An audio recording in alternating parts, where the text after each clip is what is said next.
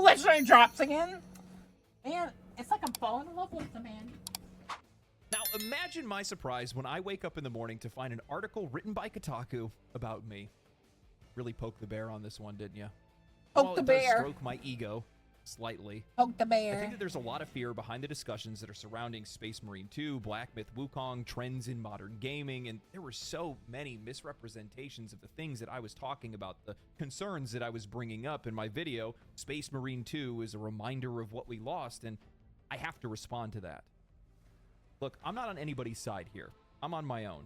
I make videos talking about games that I want to play, talking about things that I want to see in games in the future, talking about games that I love. It just so happens that there's a bunch of people that agree with it and share those same tastes, and they watch the videos. So how does a game, a video, an Asmongold reaction, and a comment lead to games media going scrambling? Corpus won't comprehend that. Game for everyone means more money. What they don't understand is that they should cater to that specific group of people as much as possible. Qualifies as news today.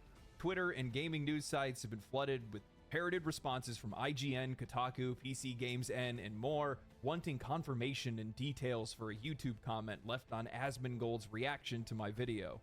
This comment in question was seemingly made by the CEO of Saber Interactive, who said, "Hey man, CEO of Saber here. I love your videos. When we signed the deal to make Space Marine 2, all I wanted was a throwback game. We had the chance to work on something which by its nature was old school. I can't even comprehend many of the current games that we play these days. They're too complex and too much of an investment. We worked on Halo back in the day, and that game could be distilled down to the simplest of shooting loops, but it was entirely addicting. That is what we wanted to recapture. I hope that games like Space Marine 2 and Wukong are the start of a reversion to a time when games were simply about fun and immersion.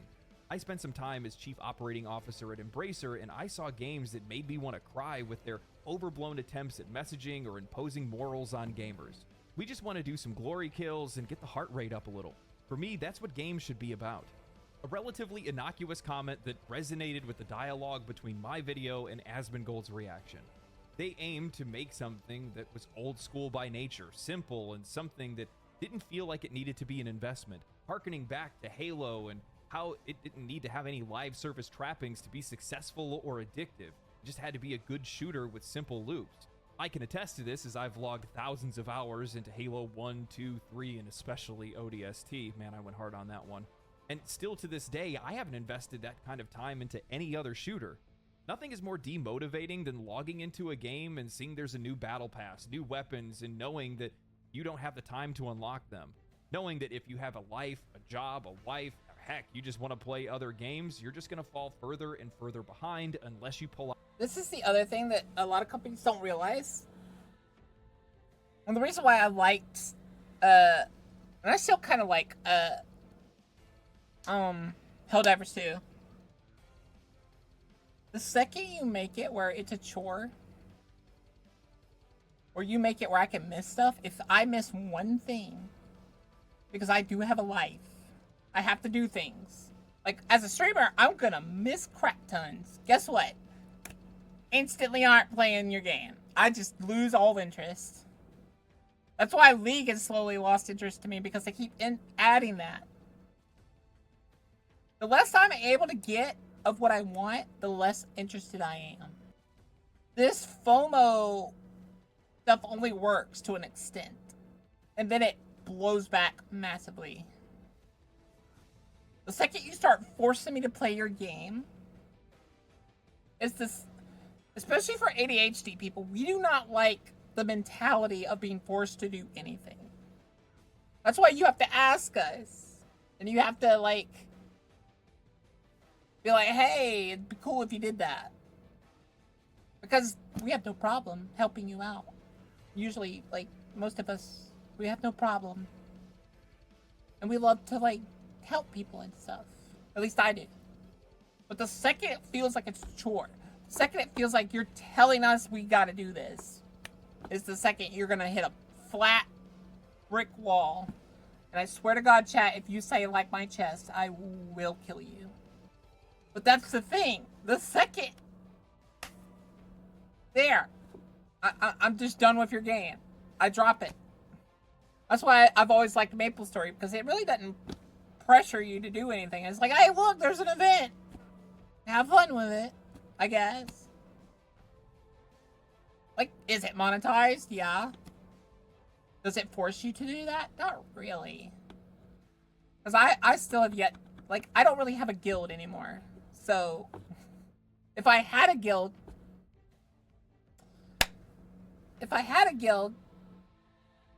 like, I would totally, probably be more interested in the later stuff. But,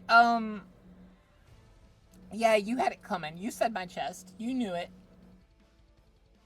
But, the whole idea of let's force them to play our game, that doesn't work, buddy.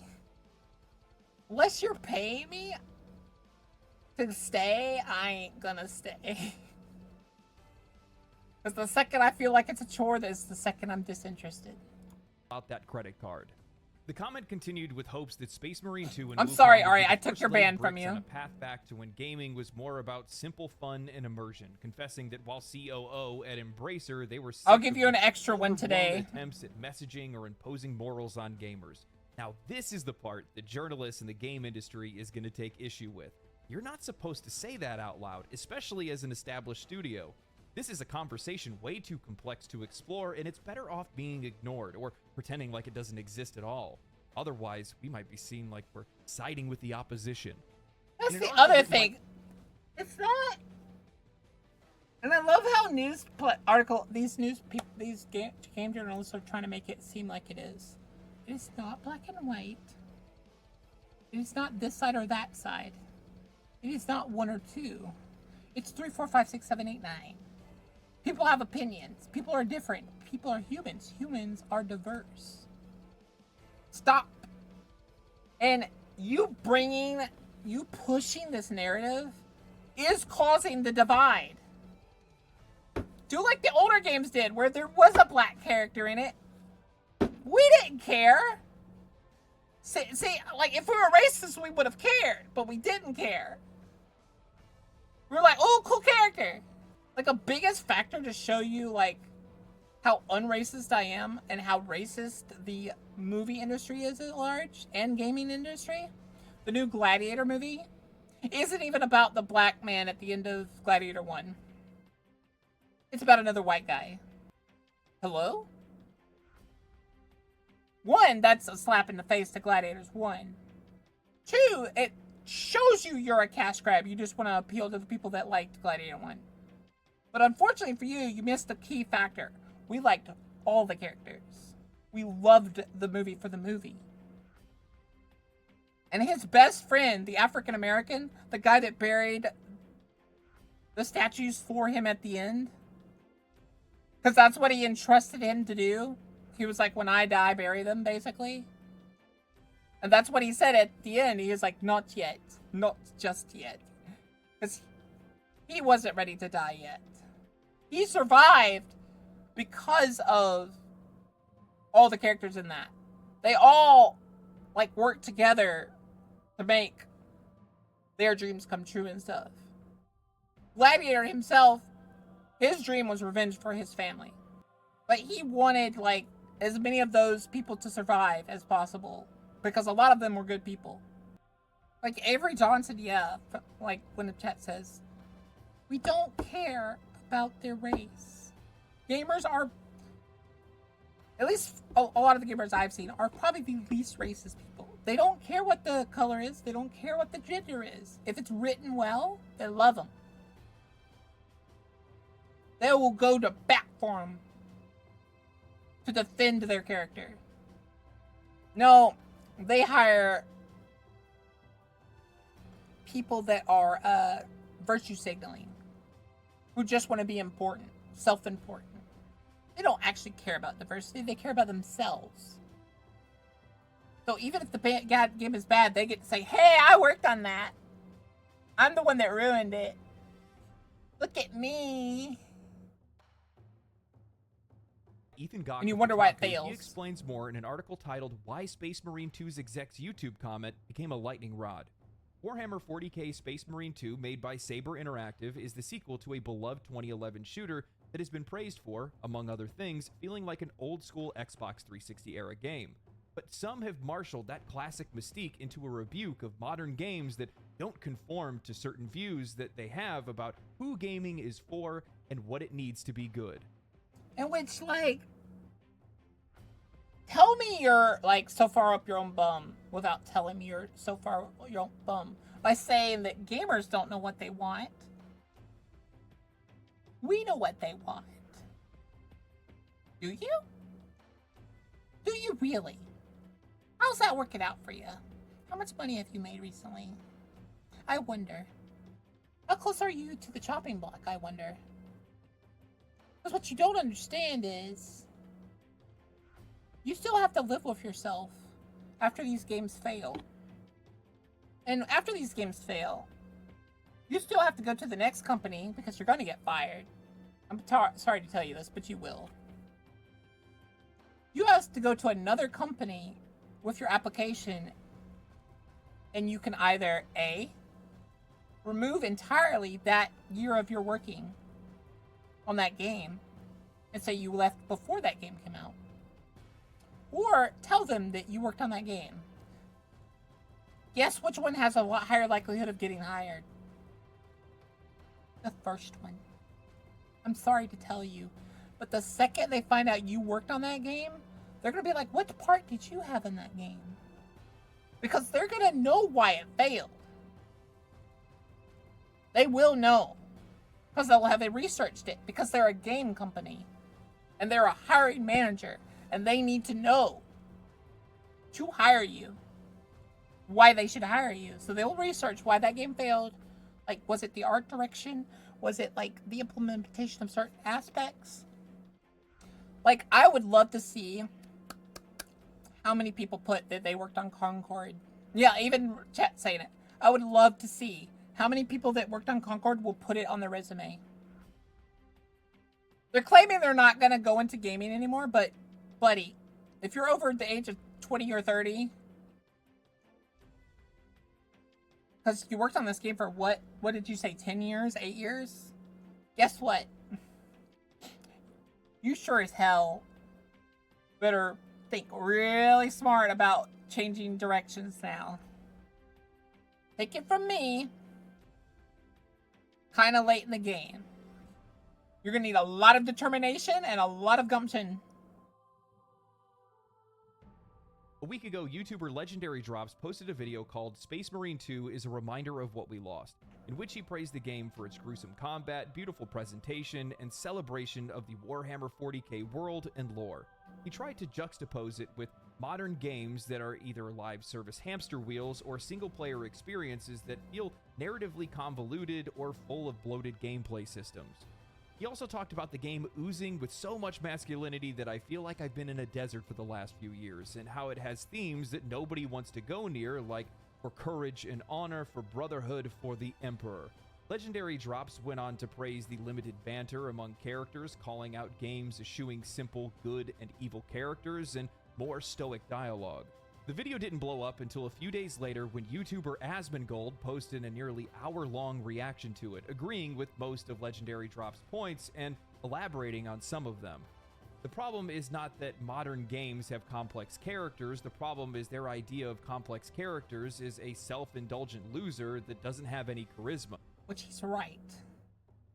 Some of these amazing characters that they've worked so hard to write can be explained in like 1 or 2 pages. Sometimes it's not even a page. Like, the characters like boring. Or like boilerplate, like, oh, they're likable on every surface. Like, there's no bad. Don't look too far into this character. He's nice. He do good. Or she amazing. She do no wrong. Problem is not that they have complex characters. The problem is that their idea of a complex character is a self-indulgent loser that doesn't have any charisma. Like, you don't need to say it better than that. That's the reason why. Or you could say it like this. They're a cube. Well, really, they're a sphere. They are smooth and have no faults. How is that an interesting character? Like, I remember, like, I had to read The Catcher in the Rye, and I hated that book so much. And I feel like the reason why I hated the book is because I thought the main character, like Holden Caulfield or whatever, was the biggest simp, loser, pussy bitch that I had ever, like, it's just such a loser. Like, and that's it, Holden's a piece of shit. Yeah, he's a loser bitch. And I don't want to read that. I don't want to see that. And I bet the people that fucking write stuff like, Dustborn or whatever, they love that. They think that's great. Ethan continues with, there's a two-step that happens in both assessments of Space Marine 2.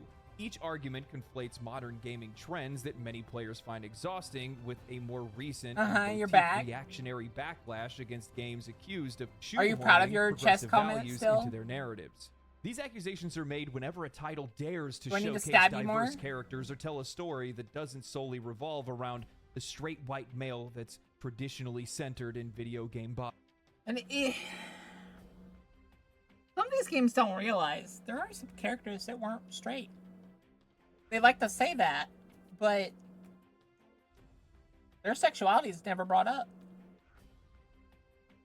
Nor is it ever, like, addressed. Some of these characters could have totally been gay, bi, or whatever. Asexual. But that wasn't important to the story. So, like... But, like... It doesn't fit their narrative of, like, this. So they say straight white male characters so that it sounds kind of bad. No. Half these characters, even if they were white, sexuality is never brought up, so we don't know what their sexuality is. It doesn't matter. I don't give a crap. Is it nice if my character's gay? I mean, sure. Is it nice if the character's pan? Yeah, I guess. Here's the thing. Here's the thing. If the game's about war or something, you want to know how much I care about? Let's do a little map. Do a tiny little... Give me a sec. Here's a graph. Here's a graph. We're gonna do a graph. Let me think about this. How do I want this to go? Oh, air. I think that's hilarious that I messed that up. We're just gonna type it.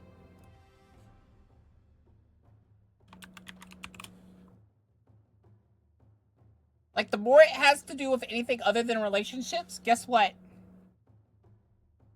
It is a reverse graph. I make a triangle. In actuality, it's more like this, and then it goes boop. In actuality, it doesn't even get as far as the end of the graph. It gets about halfway until it's like, has nothing to do with relationships. And I'm like, oh, that's nice, he's gay. You want to know how many points you get?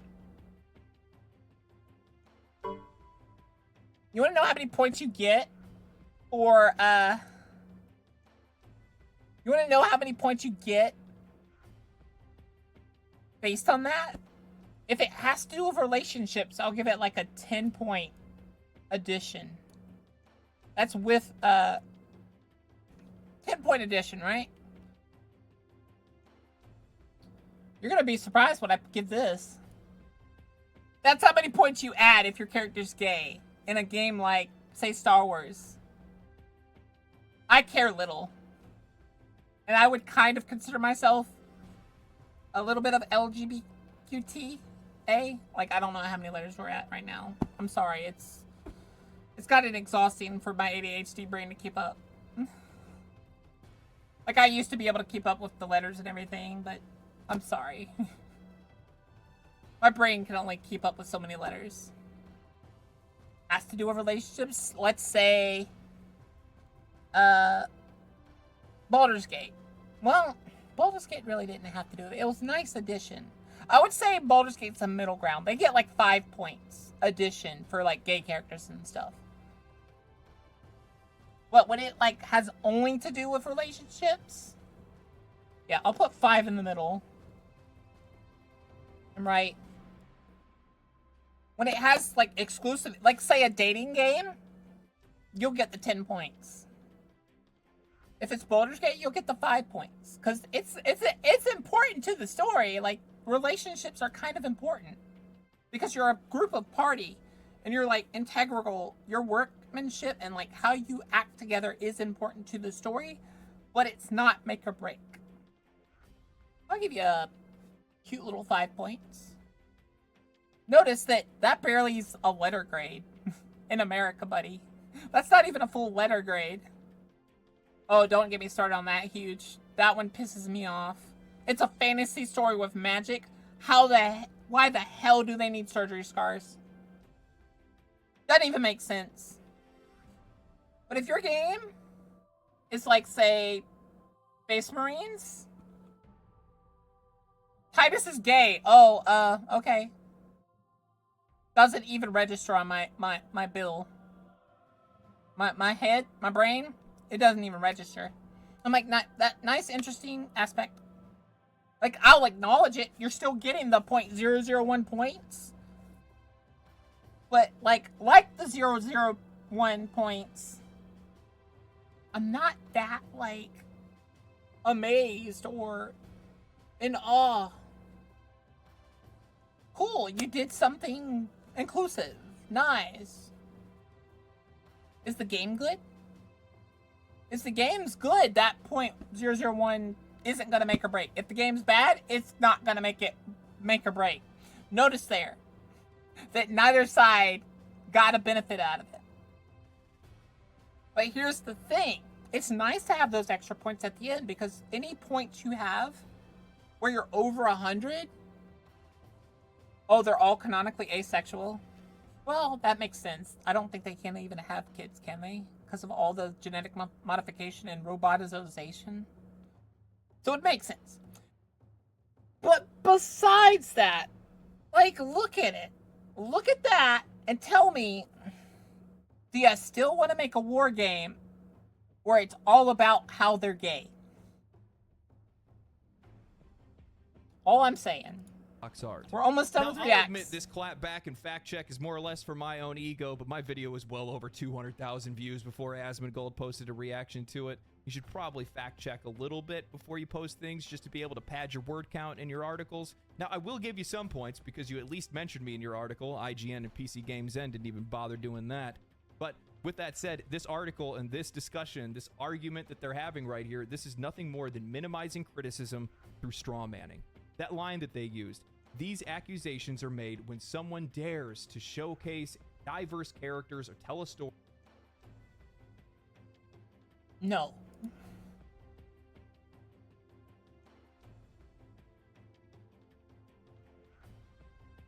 Look at what's happened with other franchises. World of Warcraft, as an example, used to be dark, gritty, strong female and male characters. They had tons of different things where races had bridged the divide, got over their issues, got over their differences. Now look at it. It's softer than My Little Pony. It's not about the ethics. It's not about... And what's crazy is, I'm not going to get into it, but you'd think the one show that wouldn't be affected by this is probably something like My Little Pony. It's been affected. The morals. It's crap now. It's not about the diversity. It's about the quality of the product and how those things are imposed. There's nothing wrong with wanting things to be inclusive, but the problem is that the people that are doing these things lack the talent and the... They lack the talent, and they lack the knowledge. And it's very clear that they lack the knowledge because half the time they're not doing it right. Class to be able to do it and do it right. Yeah. That's the problem. That's what I keep wanting to talk about. That's why I keep bringing it up. I want my games to be inclusive. I want everybody to play these games. I want everybody to be able to find characters that they love or feel characters represent them in some way. But I want it to be done right. And I'm sick of it being done wrong. Anyway, that's all I have for the video. That's what I'm saying. And he did a really good video. Don't forget to give him a like and stuff, guys. But yeah, like, it makes no sense. And then when you implement it and you do it wrong, that just pisses me off. Like, you're taking the chance that you piss me off. And if you piss me off, I badmouth you to everyone that'll listen. I already got like 3 people to not buy Dragon Age. So I'm proud. You got a 1 for 4 out of that one, buddy. Negative 1 for 4. I mean, negative 4 for 1. You pissed me off, you got negative 4 on your purchase list. Because they were going to buy it. 2 of them were definitely going to buy it. Then I talked to them about it, and they're like, yeah, that doesn't sound great at all.